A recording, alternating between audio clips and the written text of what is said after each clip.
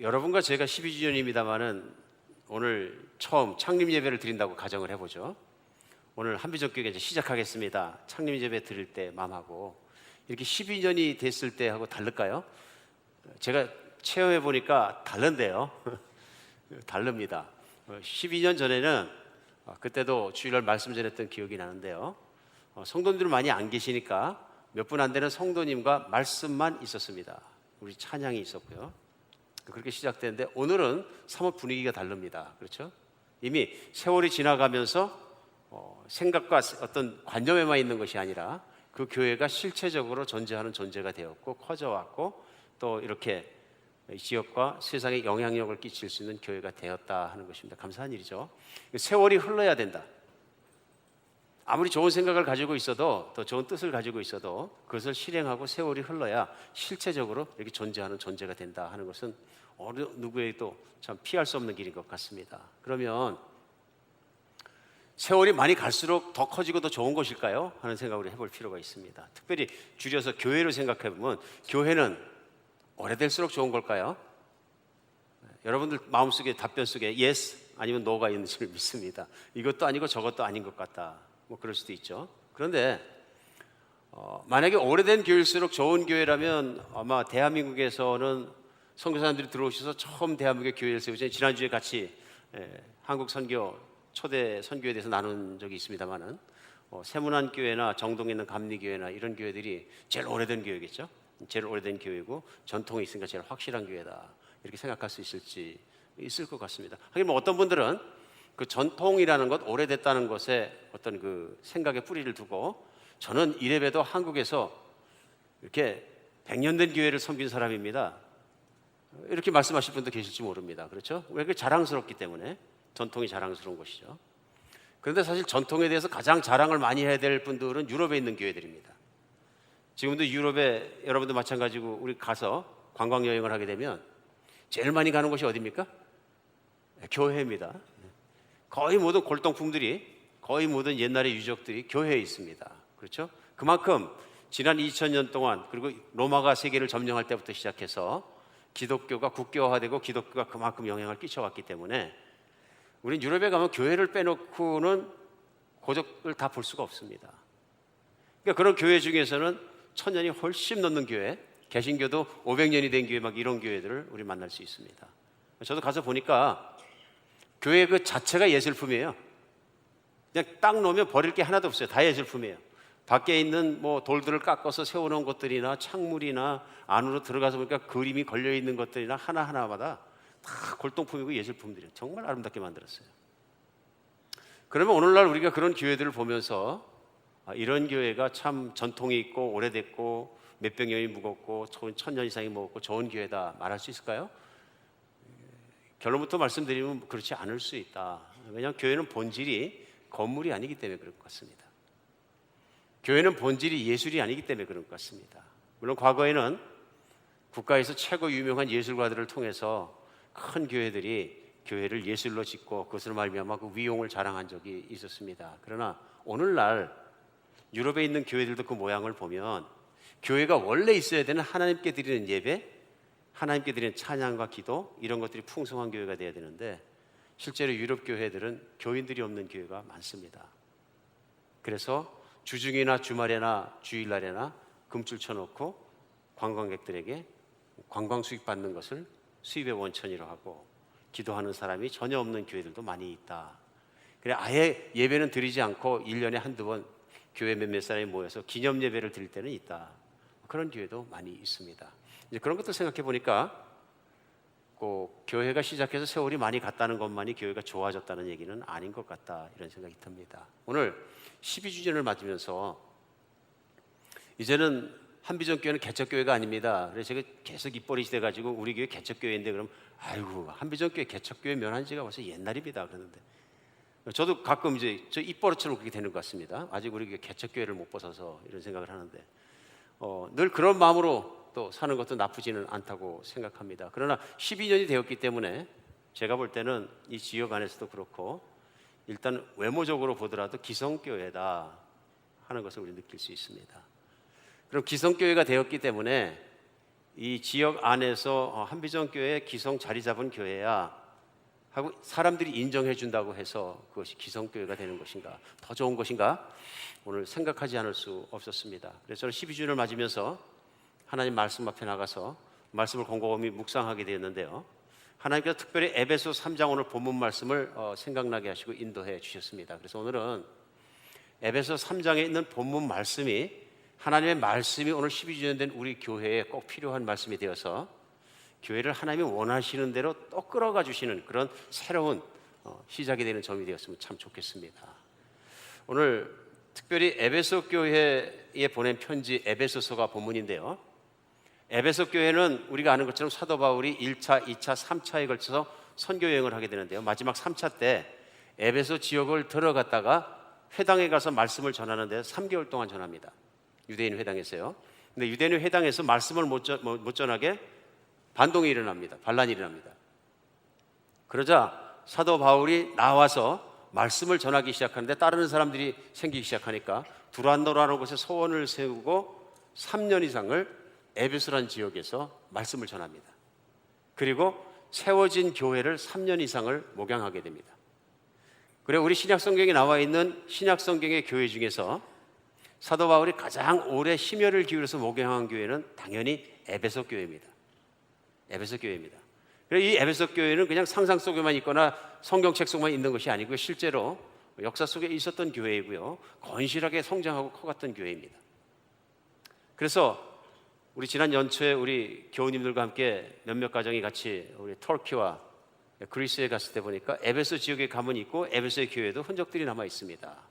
물론 지금은 다 무너져 돌만 있습니다. 근데 그때부터 변하지 않은 것들이 있습니다. 사도 바울도 걸어다니고 에베소 교인도 걸어다녔을 로마 시대에 만든 돌길은 그대로 있더라고요. 저작거리도 그대로 있고, 그러니까 지금 가서도 그것들이 흔적을 볼 수 있다. 그 얘기는 뭐냐면 역사적으로 실존했던 교회입니다. 그래서 사도 바울이 개척을 했고 그 뒤에도 많은 동역자들을 보내서 디모데나 디도나 이런 사람 동역을 했고, 성경에 보면 나중에 제일 끝에까지 살았던 요한 사도까지 에베소에서 사역을 했던 근거들이 남아 있습니다.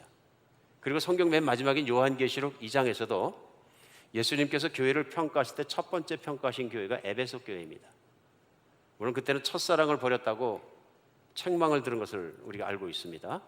다른 것은 열심은 있으나 첫사랑을 버렸다 해서 첫사랑을 회복하지 않으면 내가 촛대를 옮기겠다 경고까지 하시는 첫 번째 교회가 에베소 교회입니다. 우리 이렇게 보더라도 사도 바울이 에베소 교회에 얼마나 심혈을 기울였는가 하는 것 알 수 있습니다. 얼마나 사랑했는가, 얼마나 건강한 교회가 되기를 바랬는가 하는 것 알 수 있습니다. 그런데 오늘 본문을 읽다 보면 에베소 교회에 사도 바울이 간절히 원하는 것이 있다는 것을 알게 됩니다. 그런데 다른 교회들하고 비교해 보면요, 신약성경에 나오는 교회 중에서 에베소 교회는 굉장히 건강한 교회다 이렇게 알려져 있습니다. 왜냐하면 특별히 지적을 많이 받았던 고린도 교회하고 비교해 볼 때 고린도 교회는 분당이 있고 파당이 있고 뭐 당을 져서 싸우기도 하고 누가 은사가 세냐, 방언을 잘하냐, 예언을 잘하냐 다툼이 있기도 하고 바람 피는 사람들이 있고 교회가 그 아내가 엉망진창이고 사도 바울을 막 비난하는 사람들이 있고 아내가 막 지리멸렬한 상태예요. 그 다음에 이단이 들어오는데도 그냥 방치하는 교회들도 있어서 왜 이단이 들어오는 걸 내쫓지 않고 방치하느냐, 이단이 들어오는 문제, 교회마다 문제가 있을 때마다 서신이 나타나고 편지가 나타나고, 편지를 아무 일 없는 데도 써보내진 않습니다. 맞습니까? 왜냐하면 특별히 오늘 에베소 같은 경우는 사도 바울이 3차 전도여행을 마치고 로마 감옥에 갇혀 있을 때 쓴 서신이다. 옥중서신입니다. 그러면 감옥에 갇혀 있으면서도 편지를 꼭 보내야 될 이유가 있었으면 반드시 사연이 있다 하는 것을 알 수 있습니다. 근데 에베소 교회는 에베소 1장부터 시작까지 마지막까지 이단 누구를 내어 쫓아라, 너희끼리 왜 싸우느냐, 왜 이러느냐 한마디도 없습니다. 굉장히 건강한 교회란 얘기죠. 그럼에도 불구하고 그럼 아무 일도 없는 교회, 잘하는 교회 같은 편지를 쓸 이유가 없습니다. 잘하고 있다 격려하면 끝나는데 또 내용은 그게 아닙니다. 그럼 에베소 전체적으로 나타나는 1장부터 내용은 뭐냐? 예수 그리스도의 십자가의 복음을 전하는 것입니다. 문제가 없을 만큼 잘하고 있는 교회인데요, 우리가 볼 땐 건강한 교회라고 믿어지는데 사도 바울은 1장부터 2장까지 오늘 본문이 3장까지 복음의 가장 본질적인 것을 전합니다. 그게 뭐냐면 에베소 교인들에게 너희는 원래는 복음에 대해서는 하나님에 대해서는 이방인들이다. 유대인은 선택받은 자들이고 이방인들은 선택을 아직 받지 못한 자였었는데 이제 예수 그리스도를 믿음으로 말미암아 여러분도 예수 그리스도로 말미암아 하나님과 가까워지고 그의 백성이 되었다. 그래 너희도 이제는 그리스도로 말미암아 가까운 자가 되었으니 그 예수 그리스도의 십자가에 돌아가신 복음과 부활의 능력이 얼마나 복음이 우리에게 큰 은혜이냐 하는 복음에 대해서 예수 그리스도의 복음에 대해서 전하고 있습니다. 예수 그리스도가 사람을 어떻게 바꿨는가? 에베소에 사는 믿는 사람들의 인생을 어떻게 바꿨고 그들의 신분을 어떻게 달라지게 했는가? 그래서 이제 너희가 외인도 아니요 하나님의 권속이라. 너희가 사도들과 선지자들의 터 위에 세워졌느니라. 이 장까지 계속해서 나오면서 강조하는 내용이 그런 것들입니다. 그래서 에베소 교인들에게 여러분들 자신이 누구인 줄 알라. 이제는 하나님의 백성이 되었고 여러분은 하나님의 교회가 되었다 하는 것을 전하고 오늘 3장으로 넘어옵니다. 끝까지도 뭐냐면요 예수 그리스도와 십자가의 복음입니다. 그러면 에베소 교인들이 이거 다 알고 있는데 그래서 예수님을 믿은 거고 그래서 교인이 된 거고 그래서 신앙생활을 하고 있는데 그럼 이게 왜 또 이렇게 필요하고 사도 바울은 감옥에서 편지를 썼을까? 그 이유가 저는 오늘 여러분과 저희가 읽는 본문 가운데 나온다고 믿습니다. 한비전 교회가 잘하고 있을지라도 한비전 교회가 이단에 휩쓸리지도 않고 내분도 없고 분쟁도 없고 싸우는 것도 아니고 복음이 없는 것도 아니고 잘해가고 있다 할지라도 사도 바울이 에베소 교회를 향해서 가지고 있는 그런 소원같이 분명히 하나님께서 우리 교회를 향한 그런 소원도 있으시다 하고 믿어집니다. 오늘은 그런 마음으로 우리 하나님 말씀 앞에 나갔으면 좋겠습니다. 사도 바울이 에베소 교회에 오늘 본문 가운데 보면 그렇게 간절히 기도하는 이유가 있습니다. 왜냐하면 10절에 보면 이는 이제 교회를 말하면 하늘에서 있는 통치자들과 권세들에게 하나님의 각종 지혜를 알게 하려 하심이니 곧 영원부터 우리 주 예수 그리스도 안에서 우리 주 그리스도 예수 안에서 예정한 뜻대로 하신 것이라.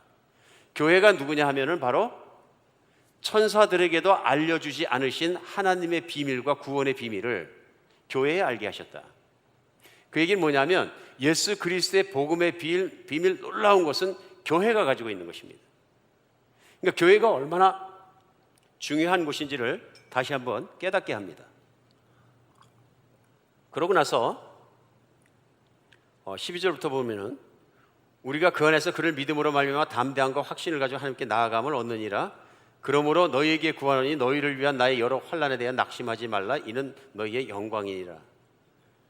그러니까 사도 바울이 감옥에 갇혀 있고 복음을 전하다가 또 네로 황제 때인데요. 배경이요. 교회 핍박이 닥치고 있기 때문에 교인들이 위축될지도 모르는 상황 속에서 그런 분명한 것을 지금 말하고 있습니다. 그래서 14절에 이러므로 내가 하늘의 땅과 하늘과 땅에 있는 각 족속에 이름을 주신 아버지 앞에 무릎을 꿇고 비노니 하고 기도를 시작한 내용이 나옵니다.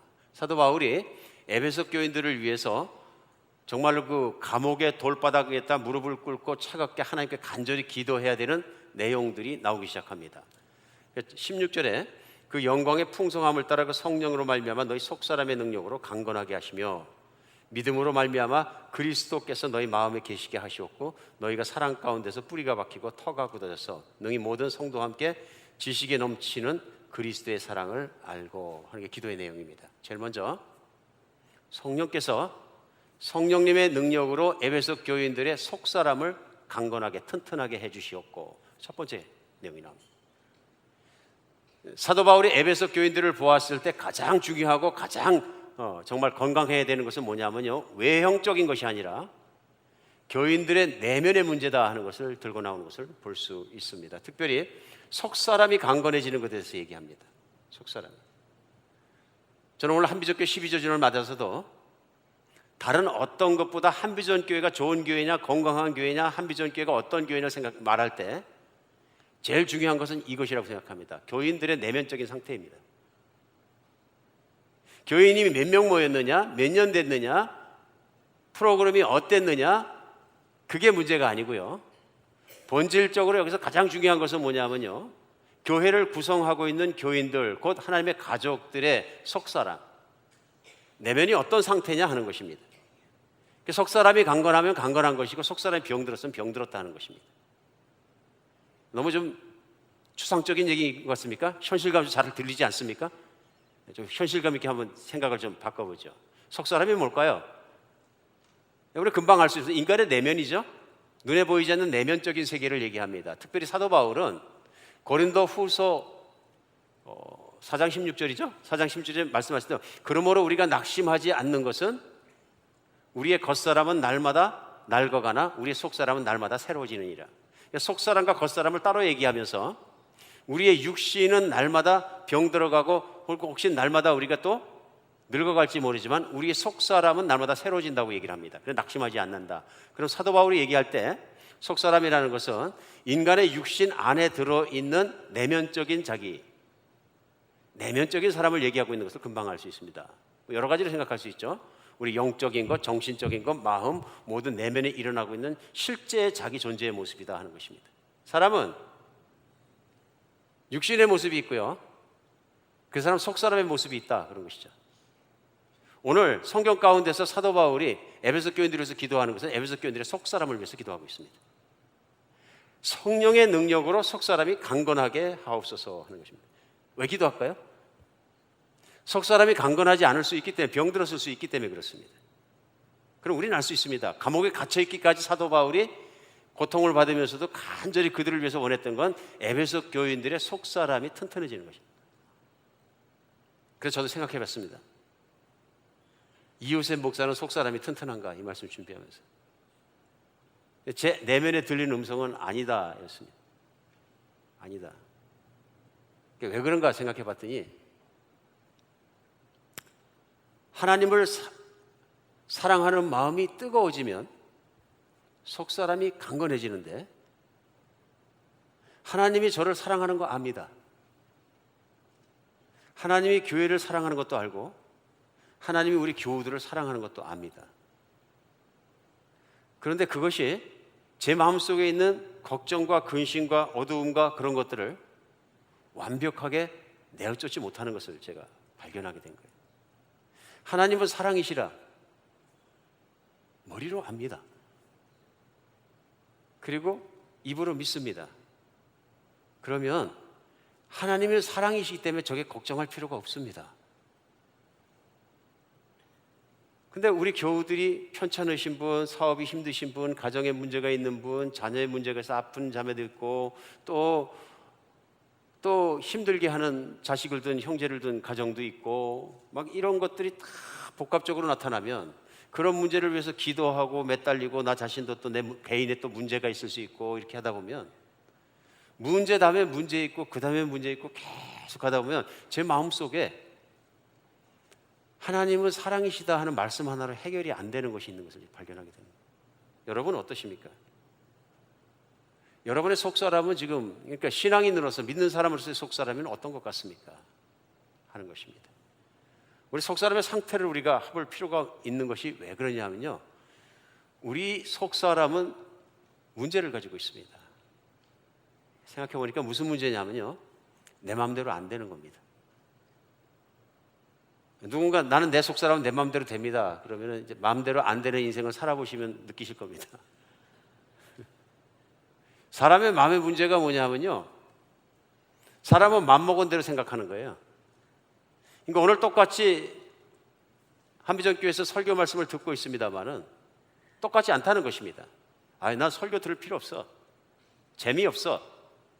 아, 현실성 없어. 아, 나하고 무슨 관계란 말인가. 아, 이게 도대체 무슨 환상적인 얘기야 다. 그러면 마음을 그렇게 먹었기 때문에 안 들립니다. 설교가 들린다는 얘기는 믿음으로 들려야 되는데 안 들립니다. 그런데 내가 들어야 돼. 내 마음이 요즘 산란해. 나도 내 마음의 건강이 그리 썩 좋지 않은 것 같아. 이 말씀 속에 길이 있나 봐. 믿음을 갖고 들으려고 그러면 다른 귀가 확 열리면서 마음이 쏠린다 그런 얘기입니다. 그렇죠? 그 사람을 생각해 보면은 마음에 먹은 대로 생각하는데요. 그럼 마찬가지예요. 어떤 사람이 다른 사람을 대하는데도 그 사람이 그 사람을 어떻게 판단했느냐에 따라서 태도가 완전히 달라집니다. 그 자기가 마음을 먹은 거예요, 그렇게. 근데 이 마음의 문제가 뭐냐면요. 마음은 내 거니까 내 마음대로 할 수 있는 것 같은데 내 마음대로 안 된다는 문제를 가지고 있습니다. 정말 그렇습니다. 여러분은 어떻습니까? 마음이 마음대로 되십니까? 이게 마음이 마음대로 안 된다는 문제가 많습니다. 우리 그리스도인도 그런 거 있는 것 같아요. 하나님이 용서하라 그랬으니까 나는 우리 남편을 진짜로 용서해야 돼. 난 내 아내가 잘못하는 말을 용서해야 돼. 나는 내 형제를 용서해야 돼. 알고 있습니다. 마음도 먹었어요. 근데 우리는 때때로 이것이 용서가 잘 안 되는 것을 경험하게 됩니다. 그렇죠? 생각해 보면 나는 나하고 살도록 평생의 배우자를 결정해 주셨기 때문에 나는 헤어지지는 않을 거야. 결정했어요. 근데 헤어지지 않고 살 거니까 나는 그러면 사랑을 해야지. 근데 이 사랑이 안 되는 거예요. 느끼신 분들 계십니까? 이게 마음대로 안 되는 거거든요. 난 마음 먹었으니까 이렇게 갈 거야. 휙 가고 무슨 공식이 아니거든요. 이게 참 오묘한 게 사람의 마음입니다. 그렇죠? 근데 그게 안 되는 거예요.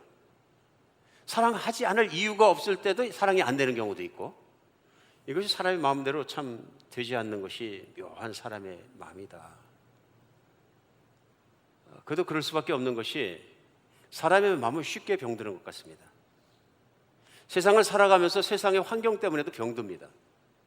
예를 들어서 건강하고 자신감 있게 살아가는 한 샐러리맨이 있다 그래요. 근데 이 샐러리맨이 살아가다 보니까 정말로 그 좋은 직장에 들어가기 위해서 평생을 공부 열심히 해가지고 그 직장을 들어가고 목숨 바쳐서 야근해가면서 20년을 일했는데, 어느 날 보니까 후배가 먼저 진급해버리고 그 후배가 또 뛰어 올라가고 나는 정체되는데, 월급도 지금 받는 거 보니까 20%, 30%, 40% 막 차이가 나기 시작하더니 비교가 안 되지고, 이제는 후배들 앞에 앉아 있으면 나이 먹어서 자꾸 눈치 보이고, 그러다가 어느 날 보니까 해고 통지서 받고서 해고돼 버렸어요. 그러면 마음이 기쁠 리가 없는 거죠. 왜냐하면 세상으로 또 왕따 당한 것이거든요. 내가 사회로부터 소외된 것이거든요. 이제 그런 것을 겪다 보면 마음속에 자연스럽게 들어온 게 뭐냐면 어두움과 부정적인 생각이 들어오게 되는 것 같습니다. 인생도 마찬가지죠. 열심히 해서 부부간에 잘 살려고 그랬는데, 행복하게 잘 살았는데 어느 날 보니까 배우자가 몰래 바람 피우던 게 드러나서 나중에는 노골적으로 내놓고 뭘 어떻게 하자 그랬어요.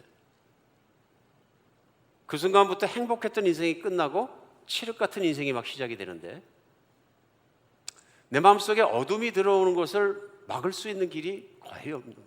어둠이 들어오는 거죠. 행복했다고 생각했던 내 마음속에 어둠이 들어오고 모든 것이 힘들어지기 시작하면 내 마음이 내 마음대로 되지 않기 시작한다. 오늘 아픈 분들에게는 제가 구체적인 예를 들어가면서 아프게 해드리려고 이 말씀을 나누는 것이 아니라, 얘기하고 싶은 것은 이것입니다. 마음의 문제는 마음대로 되지 않는다는 것입니다. 사회적 환경으로 말미암아, 내 내면에 있는 문제로 말미암아, 나의 연약함으로 말미암아, 모든 것으로 말미암아 잘 안 되더라 하는 것입니다. 근데 이게 더 힘든 게 뭐냐면 이성과 감정이 또 따로 가는 거예요. 머리는 그렇다 그러는데 내 느낌은 반대로 갈 때도 많고요. 그렇죠? 내 마음은 가는데 또 머리는 아니라 그럴 때도 많고요. 이런 텐션과 괴리감 속에서 우리가 늘 살아갈 수밖에 없다. 속사람이 이런 것들이죠. 육신에서 일어나는 일이 아니라, 육신이 아픈 건 눈으로 보면 딱 드러납니다. 내면에서 일어나는 거죠. 마음의 세계 속에, 정신의 세계 속에, 우리 영의 세계 속에 일어나는 일들입니다. 그런데 오늘 성경에서 사람이 진정 건강하고 새로워져야 되는 것은 속사람이라고 얘기하고 있는 거예요. 하나님의 마음도 관심도 이 속사람이라는 것을 성경은 거듭거듭 말씀하시는 거죠. 그런데 문제가 뭐냐면 이 속사람이 건강해지고 능력이 강건해지고 좋아지는 것이 사람의 힘으로 안 된다는 걸 성경도 말씀하시는 거예요. 그래서 오늘 본문 16절에서 뭐라 그러시냐면 성령의 능력으로. 사람의 노력입니까? 아닙니다. 16절에 보면 그 영광의 풍성함을 따라 그 성령으로 말미암아 너희 속사람의 능력으로, 속사람을 능력으로 강건하게 하시고, 성령이 역사하시면 어두웠던 마음이, 병들었던 마음이, 약해졌던 속사람이 강건해진다고 오늘 말씀하셔서, 그것이 교인들의 힘으로 안 되니까 사도 바울이 그들을 붙잡고 중보 기도하면서 하나님께 기도하는 게 정말로 에베소 교인들 속사람이 강건하게 하여 주시옵소서. 막연합니까? 예, 그럴 수 있죠. 도대체 눈에도 안 보이는데 속사람의 능력을 하나님이 어떻게 강건하게 해주는데, 강건하게 되는 건 도대체 뭔가 또 질문이지 않습니까? 그거를 사도 바울은 두 번째 하나님께 드린 기도를 통해서 클리어합니다. 그게 뭐냐면 17절에 다시 무엇이라고 구하느냐 하면요, 믿음이 깊어지게 하여 주시옵소서 하고 기도한다. 구체적으로 17절에요. 믿음으로 말미암아 그리스도께서 너희 마음에 계시게 하시었고 너희가 사랑 가운데 뿌리가 박히고 터가 굳어서서 능히 모든 성도와 함께 지식에 넘치는 그리스도의 사랑을 알고 하고 얘기합니다. 그런데 그 지식에 넘치는 그리스도의 사랑이 어떤 것이냐, 구체적으로 더 구하면서 18절에는 능히 모든 성도와 함께 지식에 넘치는 그리스도의 사랑을 알고 그 너비와 길이와 높이와 깊이가 어떠함을 깨달아 하나님의 모든 충만하신 것으로 너희에게 충만하게 하시기를 구하노라. 속사람이 건강해졌다, 강건해졌다는 얘기는 뭐냐면 하나님의 사랑의 높이와 넓이와 길이와 그 지식을 다 깨닫게 되어서, 믿게 되어서 이제는 그 하나님의 사랑으로 충만해진 상태, 이걸 구하고 있는 겁니다. 속사람이 강건하다, 속사람이 건강하다, 튼튼하다, 그 얘기는 무엇이냐면요, 하나님의 나를 얼마나 사랑하신지 안다 하는 것입니다. 하나님이 나를 얼마나 사랑하시는지 믿는다. 그리고 그 사랑이 나를 붙잡아 주시어서 이제는 내가 세상에서 보이는 것으로 살지 않고 하나님만 의지하다 보니까 내 속사람은 늘 기쁘고 평안하고 노래 부른다, 이 얘기죠. 좀 클리어해졌습니까? 내가 속사람이 튼튼하냐 안 튼튼하냐. 그러니까 내가 속사람이 강건하지 않으면 세상의 환경이 바뀌는 대로 내 속도 어두워졌다 밝아졌다 합니다. 그렇죠? 내 속사람이 튼튼하지 않으면 내 자신의 연약함에 따라서 내가 왔다 갔다 합니다. 근데 속사람이 강건해지면 하나님의 사랑을 뿌리박고 깊이 믿게 되어서 흔들리지 않고 내가 살아갈 수 있는 힘이 생긴다 하는 것입니다. 하나님의 사랑을 안다 하는 것입니다. 저도 제 마음을 뒤져보니까 강건한 것만큼은 아니던데요 하고 제가 고백을 하고 나눴던 이유는 그렇습니다. 현실을 살아가다 보니까 사실은 걱정거리도 많고 기도 제목도 많고 이렇게 서로 해야 될 것도 많고 구할 것도 많은데, 그리 살다 보니까 하나님의 사랑에 뿌리박고 그 하나님께 의지하고 예수 그리스도께 의지하고 살아가야 되는 내 속사람이 자꾸 그런 일들에 감기다 보면 저절로 어두워지게 된다. 어두워지게 된다. 그래서 건강한 신앙생활을 할 수 없게 된다 하는 것을 발견하게 되는 것입니다. 여러분, 하나님은 나를 사랑하신다. 아멘, 나는 믿습니다. 그런데 문제가 뭐냐면요, 이게 진짜로 믿어졌느냐 하는 것입니다. 이게 안 믿어지면, 뿌리 깊게 안 믿어지면 어떻게 되냐면요, 내 내면이 병든다 하는 것입니다. 신앙인도 마찬가지로. 너무 간단한 진리인데요, 너무 중요한 진리를 오늘 사도 바울은 에베소 교인들을 위해서 기도하고 있습니다. 근데 그것을 하나님께서 주셔야 그 속사람이 믿음이 깊어지고 하나님이 사랑하신다는 믿음이 깊어지면 깊어질수록 사람 안에 변화가 일어나는, 하나님의 사랑을 어떻게 믿으라는 겁니까? 오늘 사도 바울은 에베소 1장부터 시작해서 오늘 3장까지 끊임없이 반복해서 강조하게 있는 게 예수 그리스도의 십자가를 보라입니다. 우리가 하나님께서 하나님의 아들을 보내주셔서 내 죄 때문에 나를 사랑하셔서 피를 다 흘리고 생명을 죽기까지 사랑하시는 그 사랑 안에서 살아가자 하는 내용. 믿자.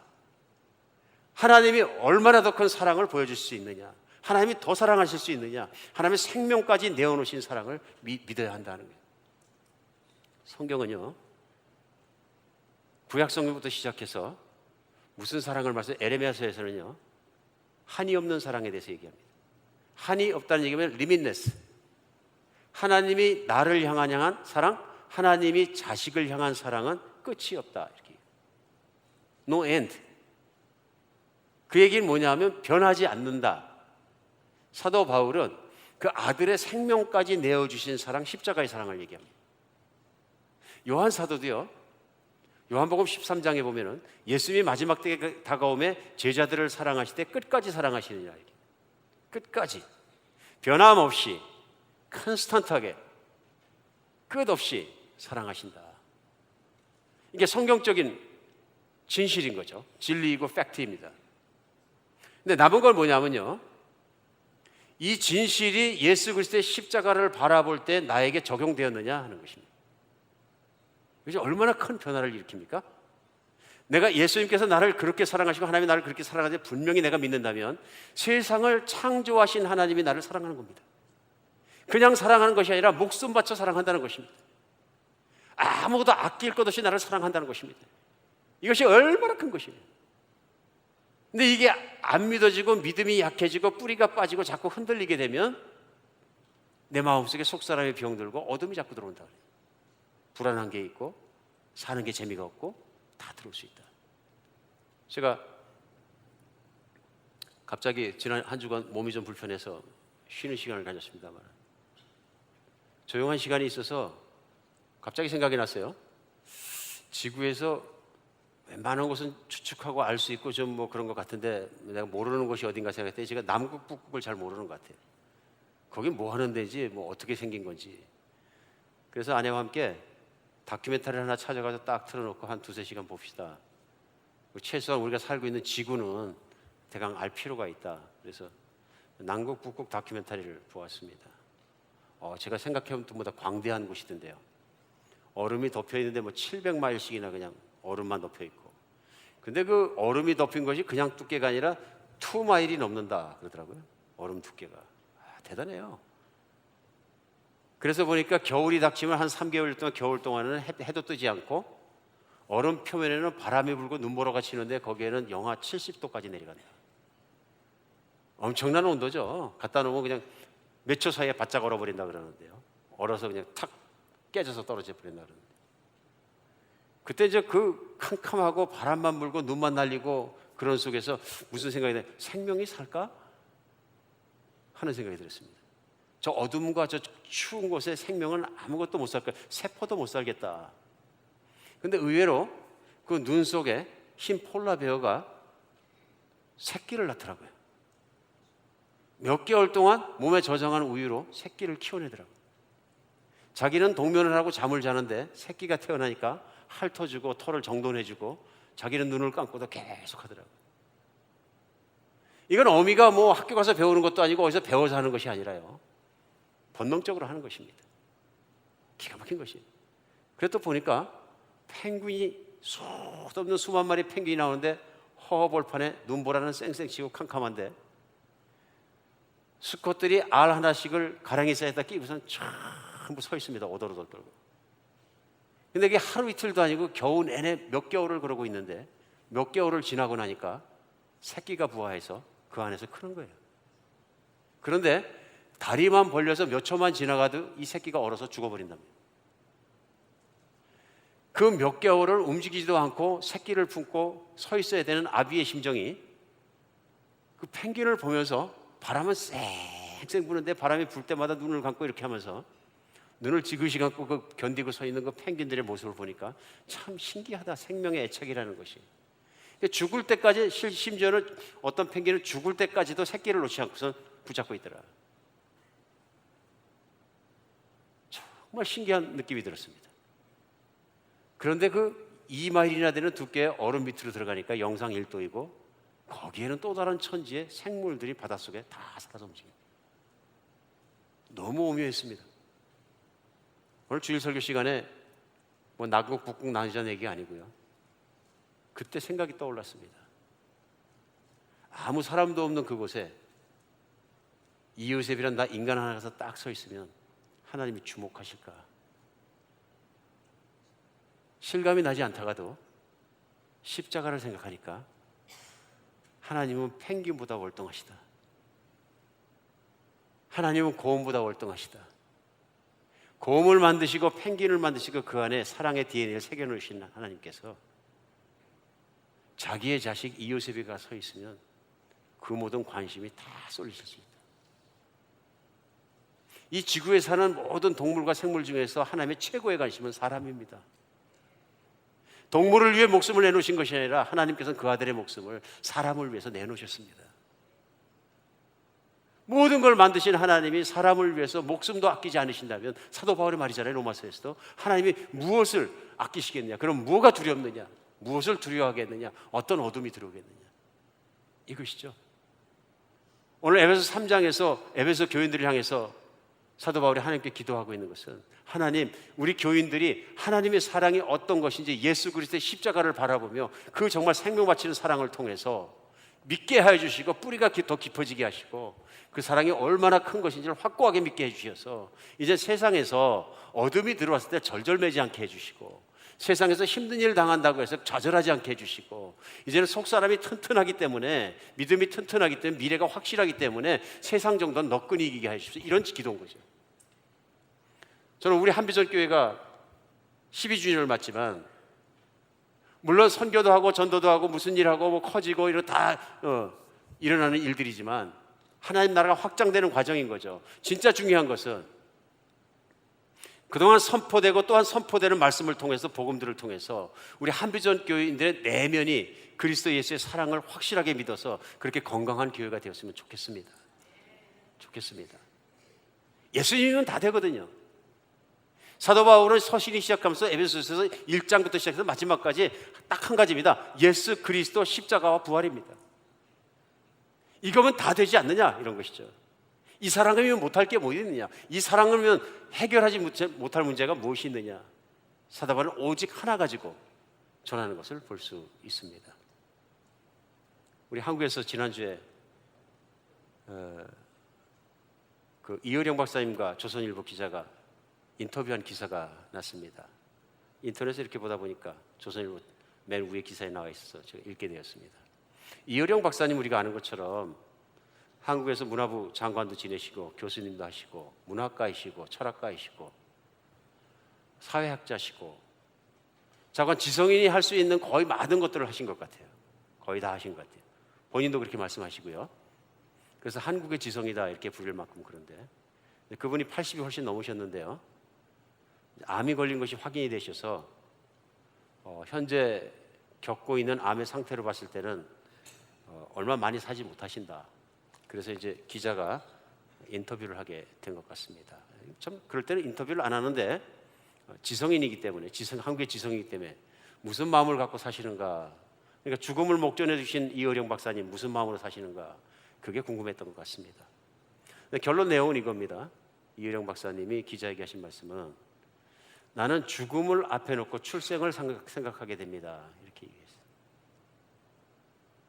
나는 죽음을 앞에 놓고 죽음을 묵상하는 것이 아니라 요즘은 내가 이 세상에 어떻게 오게 되었는가, 그걸 생각하게 됩니다. 더 많이. 그러고 생각하다 보니까 내가 이 세상에 온 것이 기가 막힌 일이라. 확인되지 않았지만 어떤 학자들 얘기는 뭐 33억 년이나 걸렸다 그러니까, 사람이 이 땅에 와서 오늘까지 올 때. 뭐 그거를 믿지 않더라도, 그걸 믿는다 하더라도, 그럼 내가 33억 년이 걸렸다, 내가 이 땅에 들어오는데. 그리고 우리 아버지의 정자 수억 개가 움직이기 시작했을 때 그 중에 하나로 내가 태어나서 나라는 인간의 존재가 이 세상에 들어오기까지는, 이거는 과학이나 뭘로 설명할 수 없는 오묘한 오랜 세월의 길과 기다림이라는 걸 통해 들어왔다 하는 것입니다. 세상에 내가 들어온 거 우연히 들어온 것이 아니라, 그 오묘한 것을, 내가 세상에 태어나게 된 것을 어떻게 그것을 뭐 우연히 얘기할 수 있느냐, 그런 내용의 투의 말씀을 전개하셨어요. 그래 이제 떠나려니까 출생을 더 많이 생각하게 되는 것처럼 떠나는 것도 또한 두렵지 않다. 그러시면서 내가 가야 될 길이 있고 내가 가는 길을 내가 안다 하고 말씀하시면서 대표적으로 말한 게, 나는 그것을 내 딸 미나에게 배웠다, 이렇게 말씀해요. 인터뷰하시는데, 그 따님이 이민아 목사님이라고 먼저 가셨는데요, 암에 걸려서 먼저 젊은 나이에 소천하셨습니다. 근데 그 말씀하시면서, 나는 내 딸을 통해서 하나님이 살아계시다는 것과 부활하셨다는 것과 또 그 부활의 능력이 어떻게 한 사람의 인생을 통째로 바꿔놓는 것을 내가 직접 보았고, 나도 내 딸이 믿는 하나님을 믿게 되었다. 인터뷰에서 확실하게 말씀하시면서, 내 딸 미나는 죽음이란 문제 하나는 확실히 극복한 사람이었다. 누구보다 능력이 있다. 그 면에서 마지막 해에 같이 있었는데, 마지막으로 지상을 떠나는 그 순간에도 예수 그리스도는 십자가에 죽으시고 부활하셨고 실제 부활하신 하나님이라시는 것을 숨을 마지막 호흡이 떨어지기 4시간 전까지 사람들에게 전했다. 4시간 전까지. 당신이 보셨다, 그런 거지. 4시간 후에 힘이 빠지니까 기쁘고 주님 찬양하면서 이 세상을 떠났다. 내 딸의 얼굴에는, 말에는, 그 무엇에는 마지막 호흡 때까지 두려움이란 건 한 점도 없었다. 나는 그것이 없었다. 그런데 나도 이제 예수님을 믿고 그 믿음을 갖게 되니까 나도 이제 죽음을 말할 때 출생도 말할 수 있고 여유 있게 말할 수 있게 되었다. 여러분, 예수님이 계시면 십자가의 복음이 진짜로 있기 때문에 그분을 믿으면 이 땅에 내가 와서 떠나는 것도 걱정거리가 아니지만 그분 없으면 아무것도 아닙니다. 이의령 박사님만 이제 정말 암에 걸려서 80 넘으셔서 그 죽음이라는 걸 심각하게 생각해 볼 수 있는 정말 순간에 다가온 것이 아니라 우리 모두에게도 코앞까지 다가와 있는 건 아닐까요? 그러면서 많이 착각해서 몰라서 그냥 내가 그러다가, 그런데 오늘 석 사람의 강건함을 기도합니다마는 겉사람도 보입니다. 겉사람은 날로 후패해집니다. 날로 썩어갑니다. 날로 낡아갑니다. 근데 우리에게 필요한 것은 속사람입니다. 예수님이면 됩니다. 인간으로 태어나서 인간을 위해서, 나를 위해서 목숨을 바친 하나님이면 됩니다. 그 사랑이면 됩니다. 그 사랑이면 이길 수 있습니다. 우리 오늘 이 12주년이 예수님을 더 깊이 만나서 복음의 본질로 한비전교회가 들어가서 그 안에 다시 한번 강건해지는 그런 주간이 되었으면 좋겠습니다. 기도하겠습니다.